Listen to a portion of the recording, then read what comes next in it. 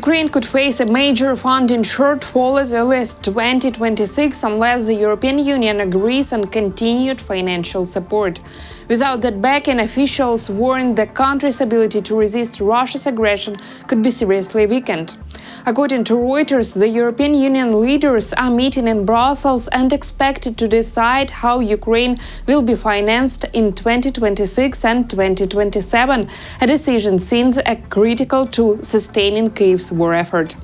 Reuters reports that the most practical option under discussion is the use of frozen Russian assets held inside the EU.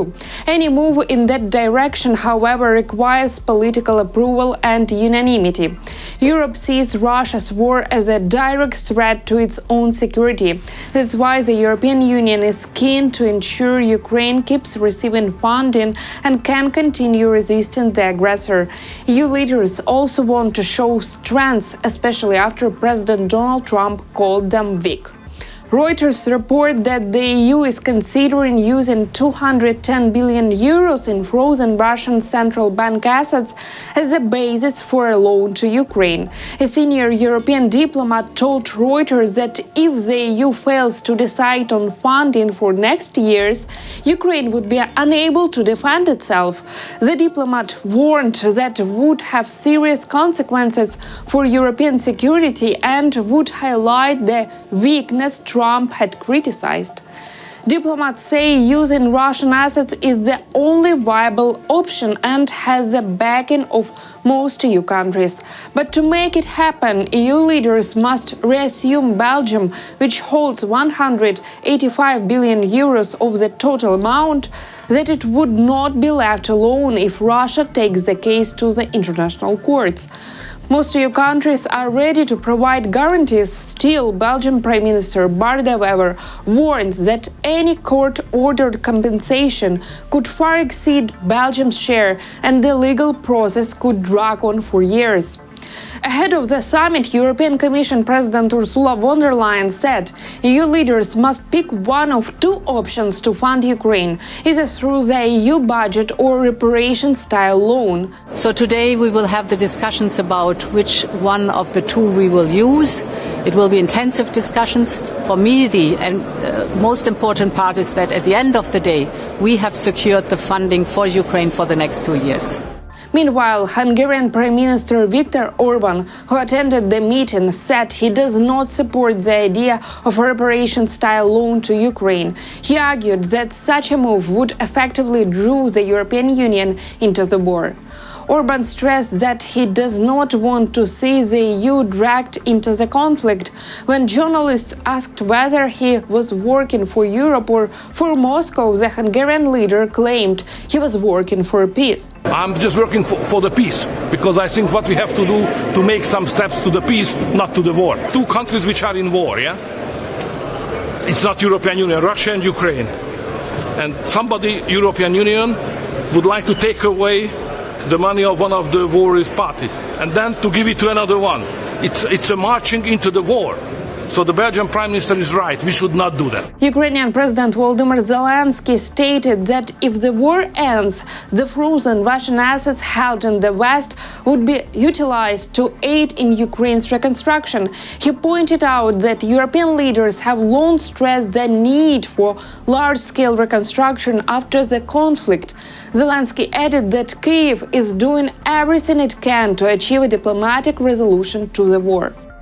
Today we're talking about reparations money, not just for reconstruction. If this is a war, we need these funds. We need a decision that supports our army and our defense industry. Definitely European support, and of course, air defense missiles from the United States. If we can agree on a plan to end the war, then the use of these funds will go fully toward rebuilding. Right now, we're talking about 200 billion euros that are held within the European Union. The United States is set to hold a confidential meeting with Russia in Miami this weekend. According to Politico, the talks are expected to remain behind closed doors. Trump administration is moving into a new phase of diplomacy aimed at ending the war in Ukraine. According to media, a U.S. Russia meeting is scheduled this weekend in Miami to discuss the final terms for a ceasefire. Representing the United States will be a special envoy Steve Witkoff and President Trump's son-in-law Jared Kushner, with Kirill Dmitriev expected from Moscow. The U.S. team plans to present the results of earlier consultations held in Berlin with European partners and Kyiv. Several topics are on the agenda. First, security guarantees. The EU is offering Ukraine a mutual defense model essentially similar to NATO's Article 5. Then, territorial issues. Discussions continue on the possible concessions Washington is pushing to speed up the peace process. Finally, the European mission. Plans are being considered for a demilitarized zone and the deployment of European forces to monitor the situation and train Ukrainians military. Despite the diplomatic push, Moscow's stance remains firm. President Vladimir Putin has repeatedly vowed to continue his liberation of historical lands. Before meeting with Russia, the U.S. delegation will hold a separate session with Ukraine's National Security Advisor Rustem Umerov to align positions. President Volodymyr Zelenskyy said the Ukrainian delegation is already on its way to the U.S. and will meet the American team in Miami on December 19th-20th, with the agenda focused on the peace plan, security guarantees, and rebuilding Ukraine. Regarding the discussion of this plan, the 20 points, the security guarantees, the reconstruction agreement, teams will be meeting to go through all the documents and possible steps. These talks are set for Friday and Saturday. Our team will be in the United States. European officials could be also the part of talks, President Zelenskyy said. He made clear Russia's position is already known. Moscow wants Ukraine to pull out of the Donbas. Ukraine is not ready to take that step. The US is now working to find a compromise. Zelenskyy also highlighted the most sensitive issues on the table: the Donbas, reparations, and control over the Zaporizhzhia nuclear plant. No final agreements have been reached yet, but all of these topics have been discussed. The United States has suggested a compromise: joint control of the plan by three sides. Zelenskyy called it a tough and unfair option. We had long discussions, and I told them this is unfair. The issue isn't just that this is our plant, it's also that our people work there. This needs to be discussed at the International Atomic Energy Agency. There's also the question of who will rebuild the plant. The station is tied to the reconstruction of a dam in the occupied territories, which the Russians blew up. Who will pay for that? There are more questions than answers. New statements from Russian dictator Vladimir Putin make one thing very clear: he is not interested in the US peace plan. At the same time, they show just how critical strong security guarantees are for Ukraine. This according to a new report from the Institute for the Study of War. Experts analyzed Vladimir Putin's speech at expanded meeting of Russia's defense ministry on December 17th. He declared that Russia will undoubtedly achieve its military goals in Ukraine. Analysts say that is clear public signal of Kremlin's unwavering commitment to its maximalist military objectives, the very goals that drove Putin to launch the full-scale invasion in 2022. The goals of the so-called special military operation will undoubtedly be achieved.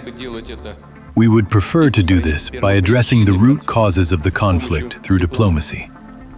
But if the opposing side and its foreign backers refuse to engage in substantive talks, Russia will secure the liberation of its historical lands by military means. The task of creating and expanding a security buffer zone will also be pursued consistently. Analysts note that the Kremlin has repeatedly rejected peace plans proposed by the US and Ukraine, often trying to shift the blame for stealth negotiations onto Kyiv. That's why Putin's latest statement about seizing historical territories if Ukraine and the West refuse talks appears aimed at Putin the responsibility for continuing the war on Ukraine, not Russia. He continues to make it clear that he will not accept a peace deal based on original 28-point U.S. plan. Moscow has never publicly agreed to that plan or any of its updated versions. In fact, Russian officials have rejected many of its points in recent weeks. Experts say this is a clear signal that Putin has no intention of giving up its maximalist goal in Ukraine. He will push to achieve them even after any temporary ceasefire if the terms don't meet his aims.